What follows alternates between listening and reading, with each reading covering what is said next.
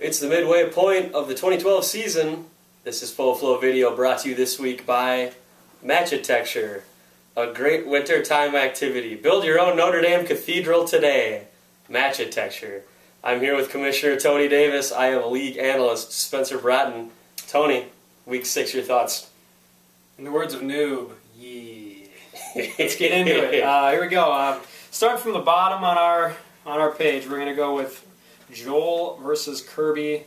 Kind of a surprise, but the outcome was not. Low-scoring matchup. 72 points gets it done for Joel. Ahmad Bradshaw's 17 points leads the way. Will he play this week? I say yes. Do you say yes? Yeah, why not? Sure. I think he plays. He's practicing. Kirby, all he had to do was play RJ3, and he would have killed him. Who did he play instead? Alex Smith, who scored 2 points, I think. So brutal. Yeah, you play RJ3 and you smoke the number 1 team in the league. So speaking of brutal, Lil Engine's that brutal. 4-2. Connor Bennett with a huge victory, 99-61 over the fading Stephen Bilo. His defense did not win him a championship last week. He's looking good. It was a low-scoring week. 107. I think that might be the lowest mushroom stamp we've had this week or this year. And so 99 is definitely going to get it done. In a week like that, more times than not. So Aaron Rodgers scores 19 less points than Bees. He's good. Yeah, he's alright. He's okay. Next matchup was me versus Noob. Yeah. I beat Noob. I don't know. I don't have much to say about this one. I guess I got bailed out by Jordy Nelson's huge game. Yeah, he had a big game from A.J. Green, 27, but didn't matter because it was canceled out by Jordy's 32. Been waiting for him to come around, so yep, hopefully that continues. Next one we can skip over. We go on to anytime you lose and it provokes a negative name change, it's usually probably time to just throw in the towel on the season. But I keep making waiver moves, even though Bird just beat me 100-46. And on a side note, a little bit sneaky here, but look out for Bird. He's getting healthy. His record's not that bad because of the tie. He's got Tom this week, so if he can beat Tom, we don't want to say it's a win. I mean, what is he going to be 3-3-1? He'd be 3-3-1 if he wins this week. His team's getting healthy. He's got a good squad. Just put up 100. Look out, he might be coming back. Our insider information says that Tom is considering not even playing a full team. He'll play a full team. Yeah, okay. Well, he'll try to. Next matchup was our boy Tom. We were just talking about him with Jake. Put up one of his best point totals of the season, and the exact same outcome we've seen a couple times already this year. Yep. Single-digit loss. Not playing the right guys. Yep. People on his bench that would have given him an easy win. He could have beat Joel that way. I think he could have beat Eric Silky Johnson that way, if I remember. There was someone else in there that he could have beat if he had played someone. I'm not sure who it was, but yeah, just another disappointing loss, and Jake squeaks by. And that leads us into our matchup of the week, which was kind of one-sided, and it takes us to our mushroom stamper. Time number 2, Eric Silky Johnson. First repeat. It's going to go to Silk. Yes. So discussing the matchup and next week's matchup, here's Silky Johnson for the second time. Silky Johnson. Woo! Silky, great to have you here. It's good to be back. Thanks for coming down to the Cake Eater basement. Oh, of course, you know it. First things first, 4-2 halfway through the season. Feeling good. How do you feel about your playoff prospects right now? I feel really good about my playoff prospects. 4-2 is a good spot to be. Second highest score in the league. I got no complaints there. I'm feeling all right. Third place, looking to move up. Now you've got a little guy named undefeated Joel Rindelab this week. All right, probably the matchup of the week once again will involve Silky Johnson. Probably. How do you feel about what it looks like for you this week? I gotta say, Joel's got a really good team. He's probably the only one in the league that I'm really, truly, I don't really want to say afraid, but... Say it. You can say afraid. Oh. Even though this is your time to talk trash, you can say you're afraid. This is a safe space. I'm not afraid of him at all. Should be a good matchup. I think a few things got to go my way, but I'm feeling pretty confident. I gotta say, even if you lose to Joel this week, you got a pretty favorable matchups coming up next year. You've got me, and then you've got Tom. I have looked ahead to those. I think, yeah, those are going to play out nicely for me. What do you think as far as playoffs? Do you think you can make? What's your prediction on the rest of your season here?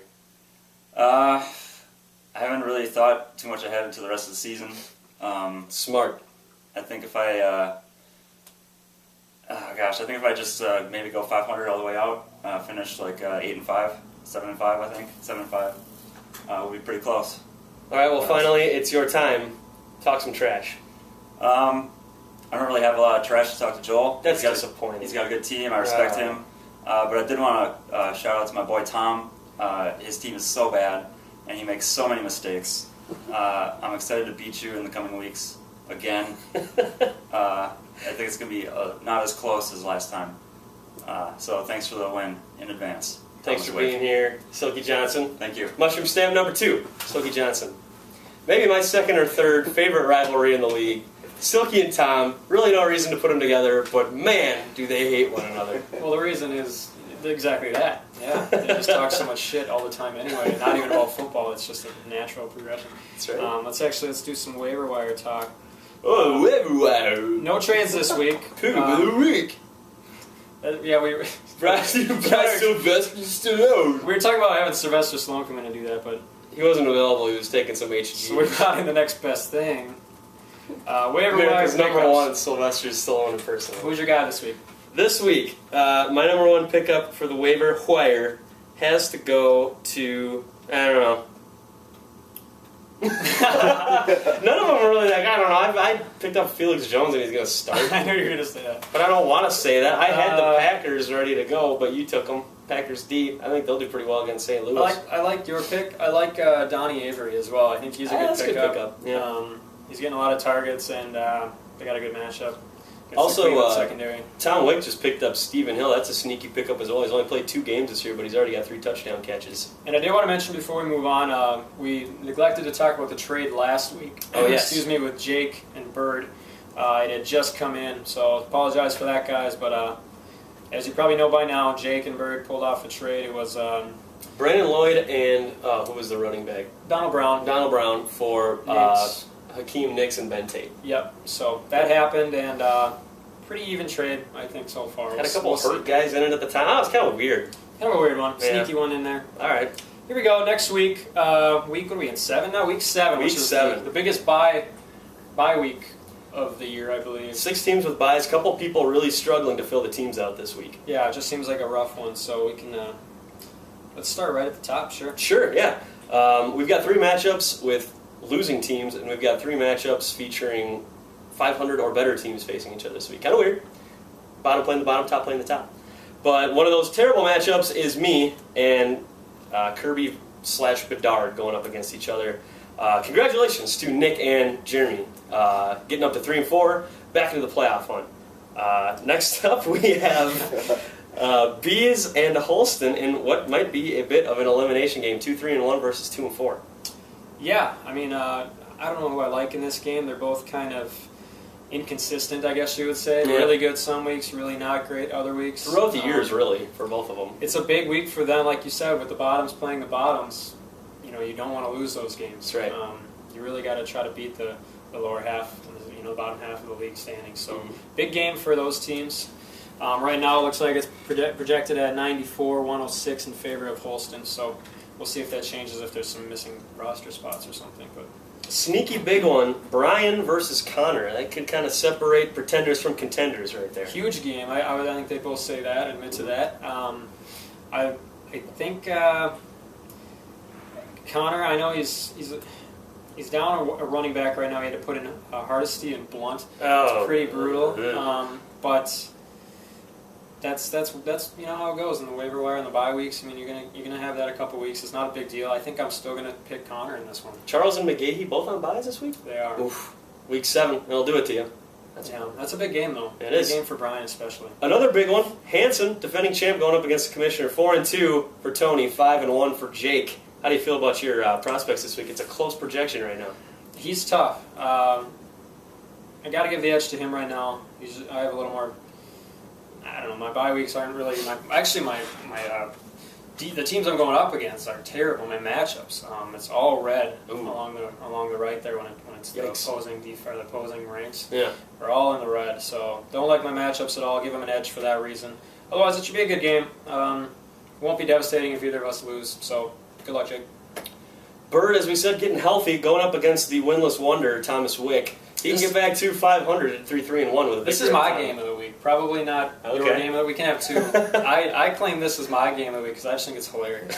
I mean, these teams started the week with, I think Bird has 4 and Tom had 5 people on bye weeks. And like Half the big time teams. players too. We're not talking Total, just yeah. bench guys. So Who are you missing, Tom? Julio? LaShawn? Peyton, LaShawn, Yeah. Antonio, Gates, defense. Yep. That's enough. yeah. So I didn't even think Yeesh. they were going to be able to field teams. Hence the poll I created. Will they get to 100?